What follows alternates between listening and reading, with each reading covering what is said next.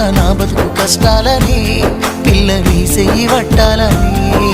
నల్లని సీకట్లో ఒకదాన్నే కూసున్న దిక్కులేని పచ్చినయ్యి బావా నువ్వెప్పుడొస్తావని ఏళ్ళైపోతుంది పిల్ల ఎన్నెలొచ్చింది మన బతుకులా ఏలైపోతుంది పిల్ల ఏలు వట్టంగా వస్తున్నాగా ఇన్నాళ్ళ ఎడబాటు ఎడవాసిపోతుందిలే ఈ సీనయ్య గుంటున్నదే సినదారా నీ కోసము ఈ దూరాన్ని చెరుపుతూ తీరాల తెగిరింది అందాల ఈ మానవు